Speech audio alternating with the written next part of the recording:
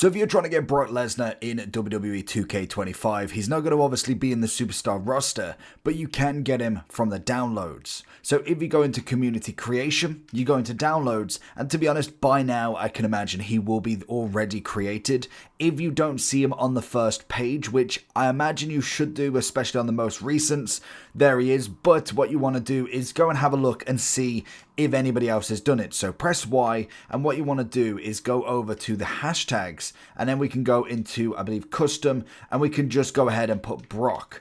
Obviously you need specific names. You could go with Lesnar as well, but seeing as though Brock is going to be quite a consistent one, we will go with that to see if it does pull up any information for us. So this is going to give us as many Brocks as we can. Obviously, there might be a few more that have put that name as well. But what we can do from there is, in fact, we are in it. We're in the most downloads. If you press RB, you've got the most upvotes, just to see the difference between the two of them.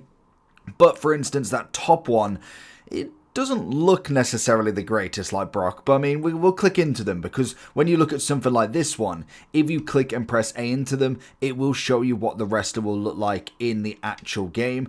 Not a big fan of that one, to be honest. I think the right hand side, the alternate attire, wasn't great, and it looks like they've gone, I mean, actually that's not terrible, to be fair, but the big thing is you can delete them and come back and see if anybody else has made something a little bit better. You kind of got a younger Brock here. I think that actually is quite decent, to be honest. So once you've found the one that you want to actually download, for instance, if we was to go, this one looks alright, to be fair. So once we've gone from there, that's actually a pretty decent one. We can upvote it ourselves, but once you've downloaded it, you can then download in content, and once you've done from there, you obviously do want to potentially favorite creators as well, because half of them will tend to do more than just one.